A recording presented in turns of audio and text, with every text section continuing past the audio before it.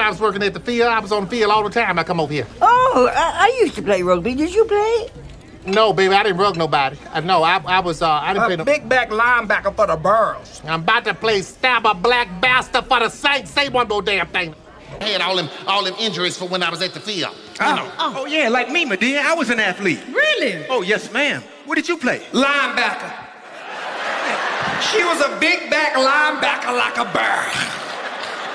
I'm about to play stab a black bastard for all the Saints. Say one more thing to me. Today on KHALZII'S Watch Fix, we're doing another Madea-style deep dive. This time, we're breaking down Madea's Farewell, the stage play, and its movie adaptation, A Madea Homecoming. We're looking at the story, the characters, and most importantly, what actually changed when this story left the stage and hit the big screen. Before we dive in, I want to take a second to shout out at Cookie Kingdom 72 for joining the Watch Fix fam membership. Thank you so much for becoming a member. I truly appreciate your support. And if you're watching and you enjoy the content on this channel, you can click that join button as well and become part of the Watch Fix fam. Let's get into it. Now, even though the title changed, the storyline itself stayed pretty consistent. But the way it was delivered, that's where things get interesting. You still a doctor? That I am. Ooh, You okay, Madea? My hip just went out. Can you write me a weed prescription so I can smoke a little bit, hit my hip out? Oh, boy, you can't be mad at your mama because she getting that Similac with vitamin D.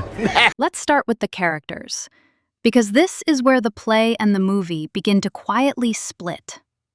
Across both versions, we still have the core people who carry the story, so on the surface, everything feels familiar. Now, some of the main characters do have different names in the movie than they do in the play, but their roles in the story stay pretty much the same. And that's important, because it shows that even though a few details changed, the foundation of the story didn't. I gave you $37 to help put that boy through school, and now you gonna let him come up in my house when he ain't do nothing for you? Well, Madea... So he better keep his ass away from me. That's all I know. Y'all better keep his ass away from me. In both the play and the movie, we have Madea, the icon, the Queen Mother, the one most people look forward to seeing in any version. And in both versions, she's still very much herself. No nonsense, outspoken, and always ready to say exactly what needs to be said. No, Madea. What? They talking All about right, that's fine. Y'all done came all the way from Iran. You may as well come on down to Red Lobster with me. Ireland. She gonna be correcting me too, Corey, after what I said? I know what I said. I said Iran. I said the same damn thing you said. You don't know where you're from? She also brings those life lessons, the kind that step in at just the right moment to support whatever situation is unfolding and deliver a clear message.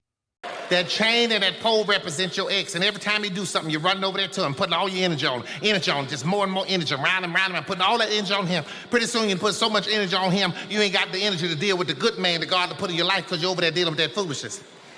Baby, anything that's dead in your life ought to be buried. What the hell you keep looking back for? But in the movie, Madea feels a little more theatrical, a little more performative. You can see her leaning into more modern pop culture moments, possibly to connect with a younger audience. For example, her using Cardi B's famous lines, singing her songs. Bro, boy, don't you say no coochie. I know that's right. Or her take on Beyoncé's Coachella performance.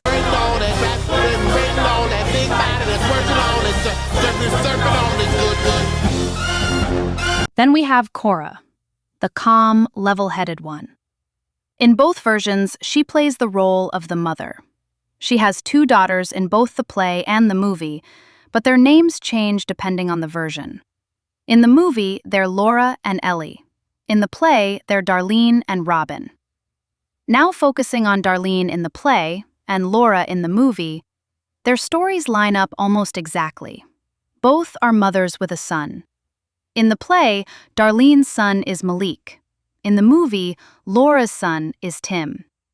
They were both married, Darlene to William in the play, and Laura to Richard in the movie. And this is where things start to get messy, because in both versions, Darlene and Laura have a best friend named Sylvia, and her name stays the same. But Sylvia is secretly involved with their ex-husband, William in the play, and Richard in the movie. And neither Darlene nor Laura knows about it at first. Hey, now Sylvia, she wants to beat around the bush about it. I'm just gonna be straight up and I'm gonna tell y'all. We getting married. What? Shut up! He getting married to your best friend? Gotta stop blaming yourself. It's not your fault. It's Daddy's fault. Right. Coming up here with your friend, Mama, that don't make you mad. TT, stop. So now you have betrayal on both sides. A broken marriage, a best friend crossing the line, and a situation that brings a lot of tension into the family. And on top of that, the divorce itself wasn't clean. It was already messy. So this just adds even more to it.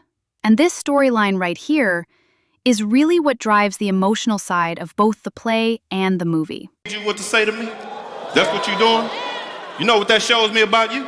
You're not woman enough to say it yourself because you're weak. You know what? I'm tired of you. No, Robin, it's fine.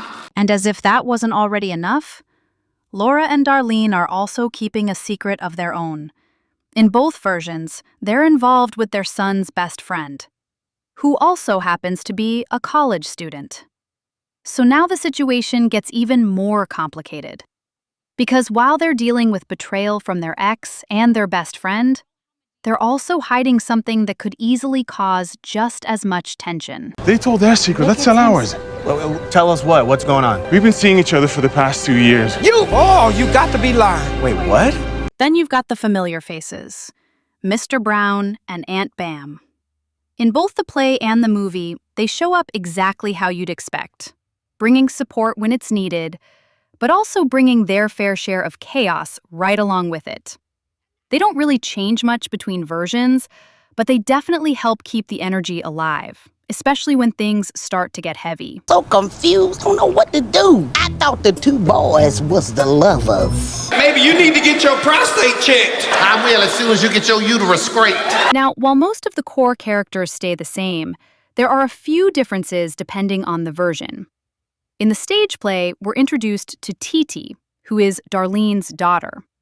She adds another layer to the family dynamic and helps build out that side of the story. But in the movie, we get some new additions. Joe is brought into the mix, and as expected, he comes in with his usual loud, chaotic energy. You about to lose your job. You about to lose your job. You about to remake. Here we go, Uncle Joe. Your job. You with him too? I like that, yo. Defund this shit. Get rid of the police. And then there's Agnes Brown and Kathy Brown, a mother-daughter duo connected to Davi, who is Tim's best friend.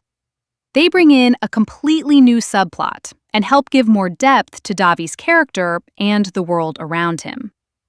So even though the main story stays the same, these added and removed characters are part of what makes each version feel a little different. Yeah, get your chocolate. Right before dinner. Yeah, it'll help cleanse your Pilates. Yeah, I don't do yoga. He means cleanse your palate. Yeah. I need a dictionary. No, your diction is just fine. Just go on and take it. Now let's get into the story, because this is one area where both versions stay heavily consistent. At the core of both the stage play and the movie, the family is coming together to celebrate a major moment. Darlene, or Laura's son, graduating from college. In the movie, we see this clearly with Tim's graduation, as the entire family gathers for what's supposed to be a happy celebration. But as the family comes together, things don't stay peaceful for long. Because underneath that celebration, there are secrets. Hidden relationships, unresolved tension, and situations that nobody has fully dealt with yet.